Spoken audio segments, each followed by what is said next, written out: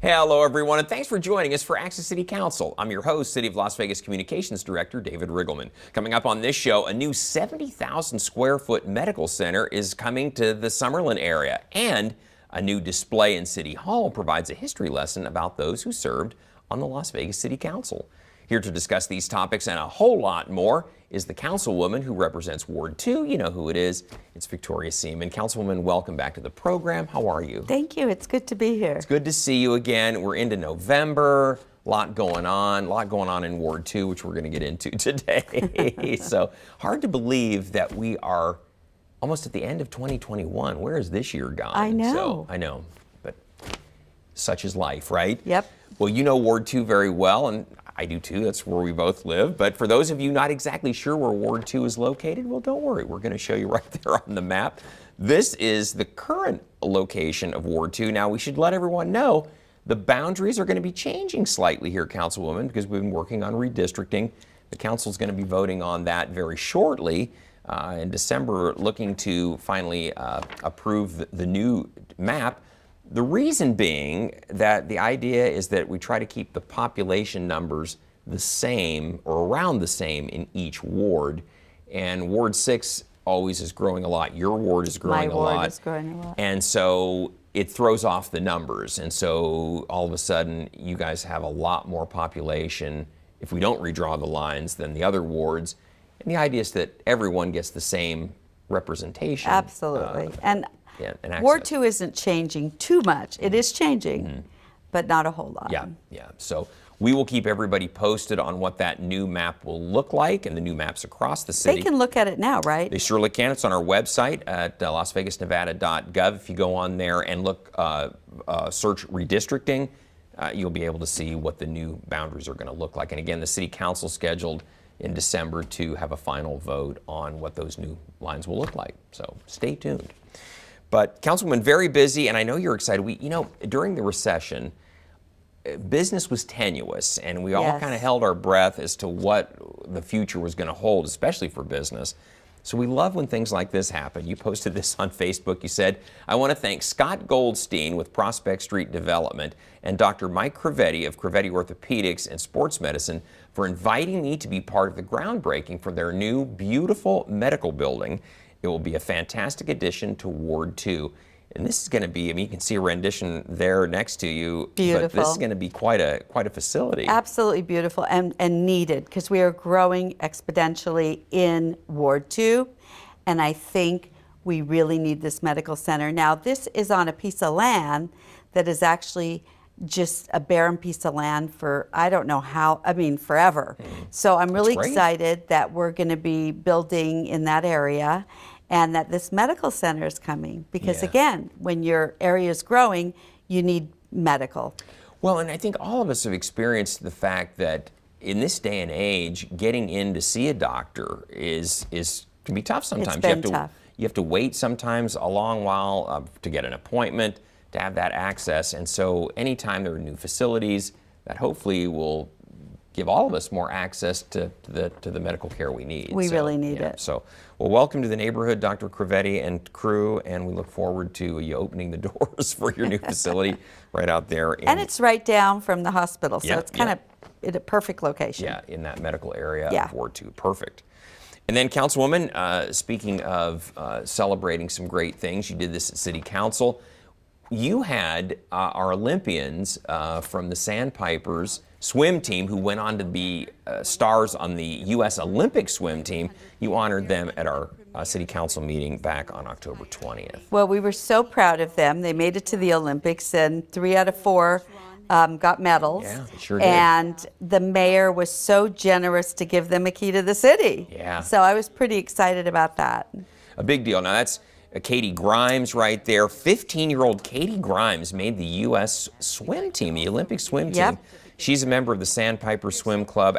They train out in Ward 2 at the Veterans Memorial Pool there, a Pavilion Center pool, which is right next to Veterans Memorial Community Center, Leisure Service Center. But we also honored Bella Sims. She was there in person. And then Erica Sullivan and Bo Becker were also members of the team. They weren't able to attend because they were in college. Right. But The other girls are still young enough and that they're in high school, so They have a bright future they ahead surely of do. them. And so does the U.S. Olympic swim team. We've got people that young; they're already qualifying to go to the Olympics. It's unbelievable. Yeah, it's cool stuff. And then also at that same meeting, someone who I know that you've known for a long time, Onofrio Zakari, known as Nono Zakari, was celebrated. Folks, he's a 98-year-old who finally, what, Councilwoman, after 77 years, got his Purple Heart from World War II. An Thanks incredible to the story. mayor. Yeah. The mayor really took the lead on that with one of her prior staff members, Zach, and we're able to get that Purple Heart for him, and so proud of him. He's a funny man. When I was running for office, I knocked on his door and I wasn't able to leave until he fed me meatballs. So he's just a great guy. Yes, he's originally from New York State, served in World War II, and he was at the D-Day invasion. And how the whole Purple Heart story goes is that he was wounded on the day of the attack on June 6, 1944. The medic who treated him for his wound was killed in the battle. Right. So there was no record for a long time that Nono had actually been injured in the battle. So it took many years and a lot of work. Many? But 77 years. But you can see finally the general is there, a one-star general, to present him with that Purple Heart. And again, many years. Many thanks to the mayor for making this happen, and we got to have it presented to him right at the city council meeting. A big deal. Yeah, and so it's well deserved. 78. Thank God he's living so long that he was able to receive a well-deserved award. You know, Councilwoman, that's a great point. Thanks to his longevity, he was able to see the medal come to him that he'd really earned many, many years before. Because many of these soldiers have the family, is honored with it. I am just so grateful he was honored with it. It's a big deal. And he had quite a record. Not only was he at D-Day, but he also survived the Battle of the Bulge as well. So he amazing man. Yeah. And 98 years later, he's still with us, and we were able to recognize him at council. It's a big deal. So he was an instant celebrity too. Everyone that day wanted to get their picture with Nono, and he was really he quipped about that. It's like, boy, I must be the guest of honor here or something. Everybody wants to get their picture. Very humble guy. Yeah, good stuff. Yeah. So, Councilwoman, also speaking of our council chambers, right outside, something new. You had a big hand in this, but we've now got a display on the wall that kind of helps mark Las Vegas's history. We'd never had any of this before, but these are all of the council members going back to when the city first had council members. They were called the city commissioners way back in 1911 through today. There were people on that wall that I know them. I didn't know they had served so many years ago. So this is great. I'd like to, we'd love to have teachers bring their students in. It's a great history lesson. And it's an exciting project, and it looks beautiful right outside the chambers. Yeah. The city, of course, was founded in 1905. I think everyone's aware of that. The city wasn't incorporated officially until 1911, so that's when there was the creation of the mayor's office and then what they called at the time the city commission. And so this is a history and photos going back all the way from Mayor Buell. He was the first mayor of Las Vegas in 1911. Through today. Now, Councilman, we don't have pictures of everyone over the years, but we do commemorate their name. So if we don't have a picture, we at least have their name. And time served. The time they served.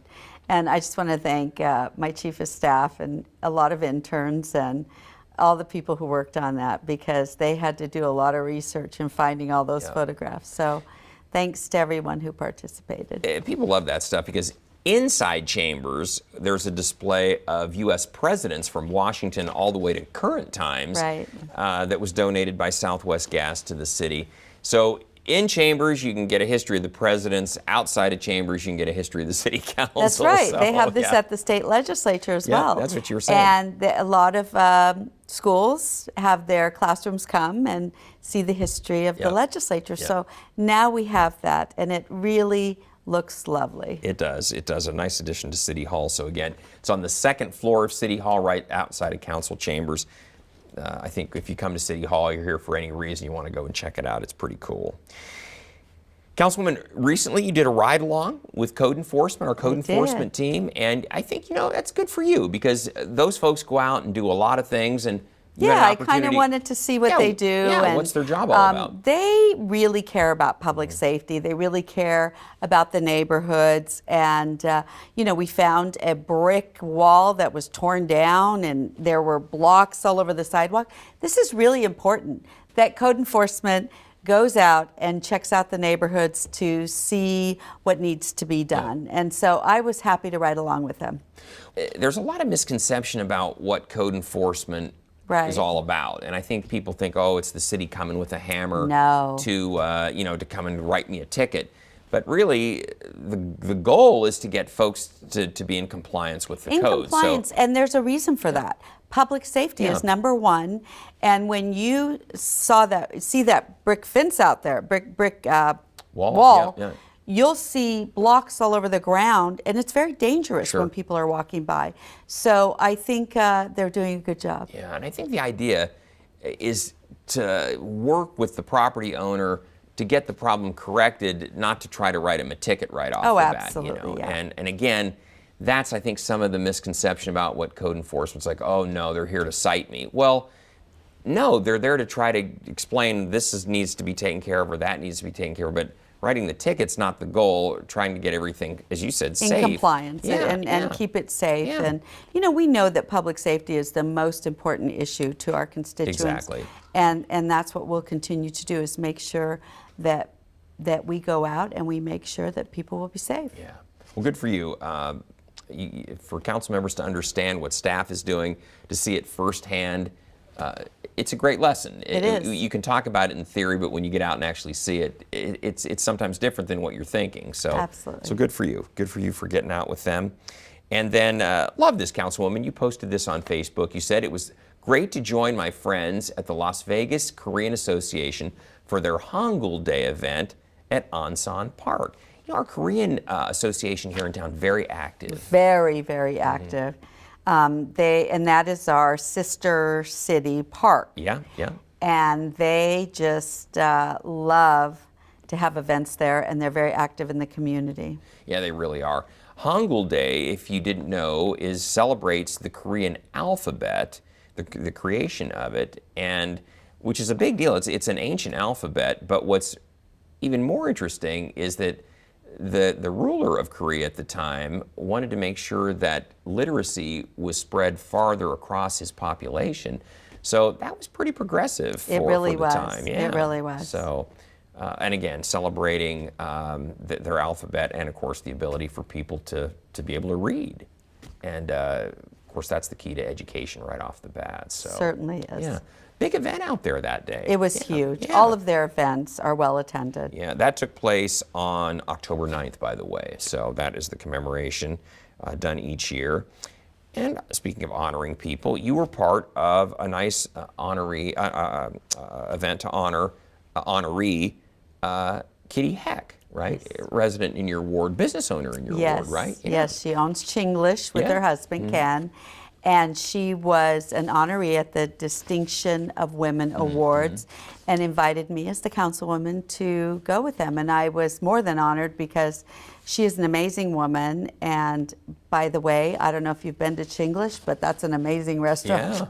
Yeah, you and I have talked about that.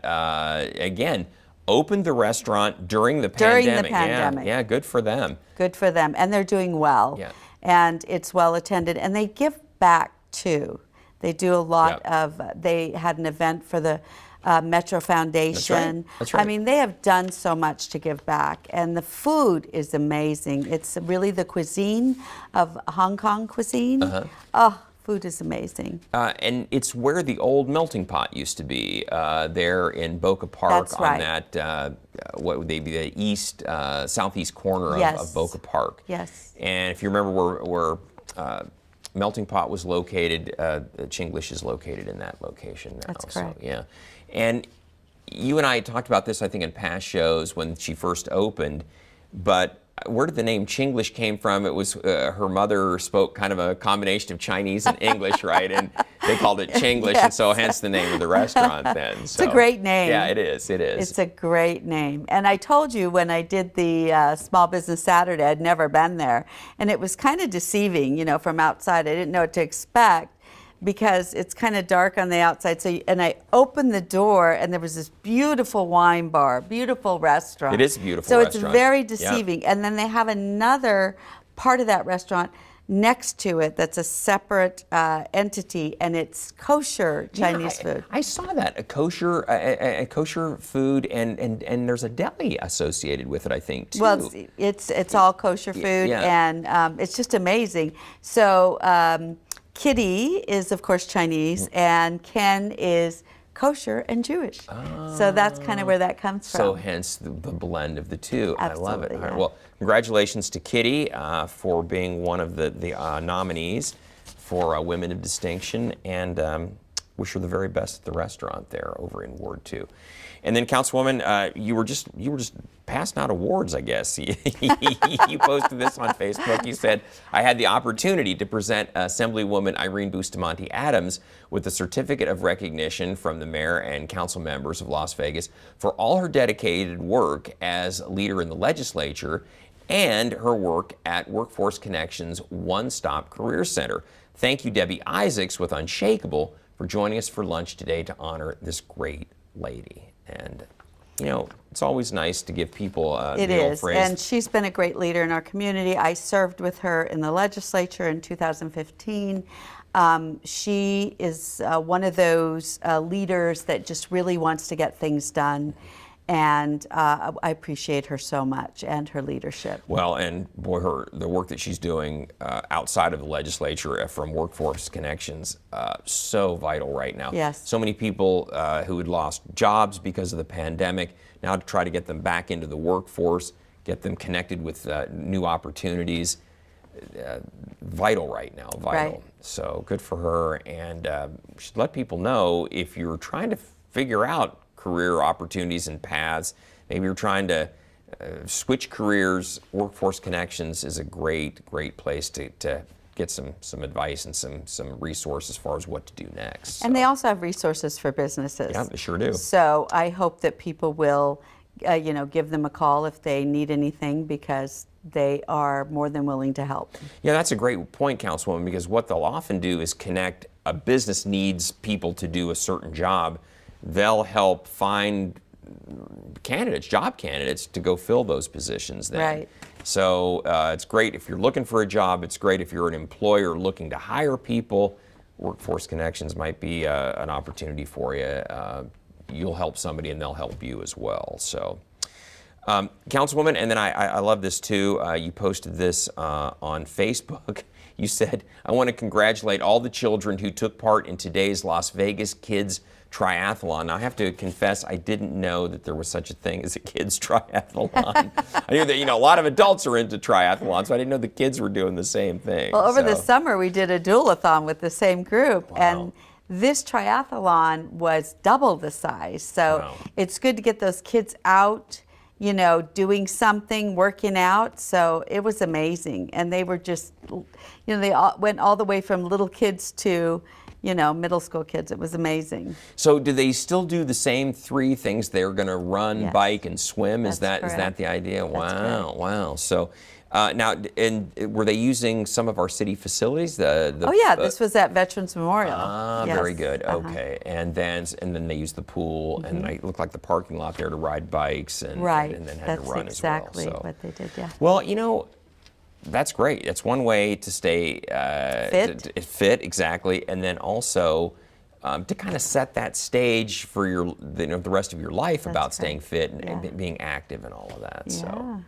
So, big deal. And I got to say that, I never took part in a triathlon when I was didn't a either, kid. but I did do track and all those Yeah, different see, things well, in good for school. you, good for you. But it's nice when you can participate Yeah. in like a triathlon. I think that's amazing. Well, that was back on October 19th, so congratulations to all those kids.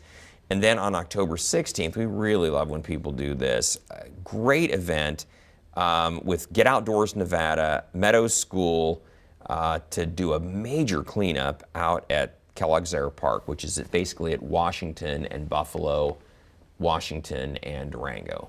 Get Outdoors Nevada, what would we do without them? They are out there cleaning up the parks, helping to plant trees, always gathering volunteers for everything we need.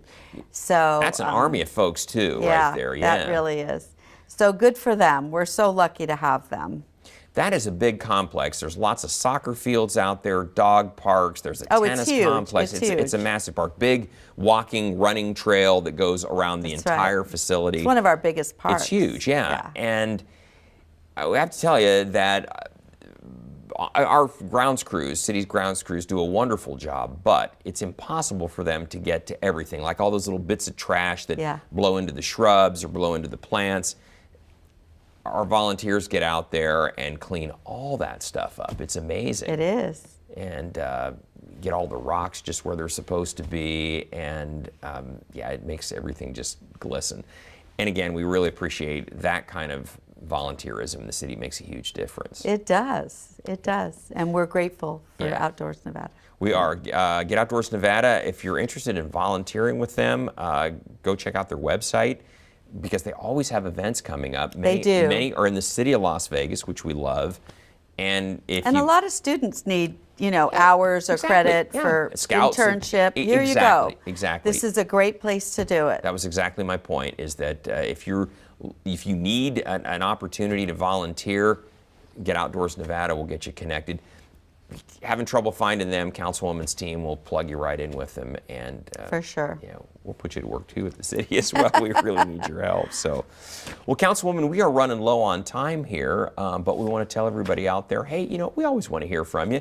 So if there's something you'd like to share with Councilwoman Victoria Seaman, you can find her on Facebook, Twitter, and LinkedIn. You can also contact her just by picking up the phone. The number is 702-229-2420, or send her an email. Her address is ward2@lasvegasnevada.gov, and she or one of her great staff will get right back to you. So you guys field a lot of calls, and oftentimes what comes into your office isn't necessarily a city issue, but your staff is very great, all the city staff, about helping people find the resources that they need to go to. Well, that's a water district issue, or that's really more of a metro or a county issue. And your folks help navigate all of that and get everyone plugged into That's right. And resources. We're always looking for small businesses in our ward to promote. So don't hesitate to call. Talk about that too. Every Saturday you do Small Business Saturday. I love this segment. I've told you many times. As I learn about businesses within my own ward didn't even know existed. Yeah. Well, I have danced. I have rock climbed. I know. I can't tell you everything that I've done. You've had restaurants, cleaners, art, a everything. little of everything. I know. And this, so just go on to our social media and you will be able to see all these different businesses.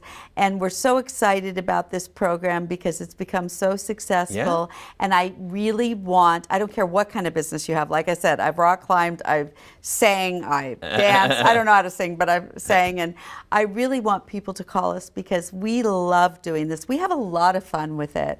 And again, it introduces businesses to the ward.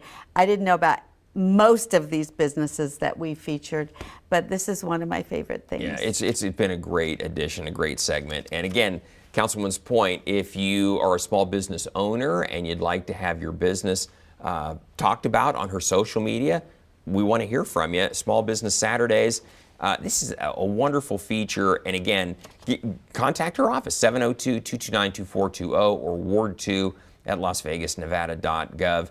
And they'll feature your small business, which is great. It's got to be in Ward 2. That's one of the stipulations. Got to be in the city limits, got to be in Ward 2. Councilwoman will feature your business. And if you're just one of the residents out there, it's nice to just learn that, hey, there's a new business over here I had no idea was operating now. Yeah, so absolutely. That's fun, taking advantage of it. We talked about, it seemed like Chinglish was one of them. Speaking of Chinglish, yes. the usual place. I can't think of the name in Italian, but the restaurant. Al Solito Yeah, Posto. exactly. Yes. And Oh, many restaurants. Yeah. Yes, and we have some good ones coming up in the future. Yeah. There's a great little place called the Martini, Yeah. which I see it all the time. I just never knew what it was, and it's a great place. Yeah, it's a great little neighborhood bar. You feel, and It the is. Pint across the street. Exactly. Same thing. Martini, great food in there. That's Mm-hmm. right. And but you've also featured spas and bridal shops. Oh, the and, bridal shop yeah. was really key to Ward 2 because we just didn't have anything in Ward 2. And I've talked to many folks lately, and they were getting wedding dresses from there. Yeah. So I'm glad that we're able to feature all these wonderful businesses. And what's so nice about it is post-pandemic or right in the middle of the pandemic, these people opened. Yeah. And That's kept going. amazing. Either they opened or they kept going Yeah. through all of this. Yes. That's a big deal. Oh yeah, So it's we had been a rough spa go. do that opened, I think it was during the pandemic, right in Ward 2. So we're really excited. So Small Business Saturdays, you'll enjoy the segment all the way around. And again, if you're a small business owner, hey, reach out to Councilwoman's office and they'll feature you on the show. So. Well, Councilwoman, we are out of time here, but we want to tell everybody, please don't miss our next show beginning on November 25th with Ward 5 City Councilman Cedric Creer. You can now catch all of our KCLV shows on Apple TV, Roku, and Amazon Fire. Also, watch for our QR code during the closing credits of this show and download to subscribe our newsletter. And don't forget, you can also watch us live on the internet at kclv.tv. Thanks for watching, everyone. We'll see you next time around.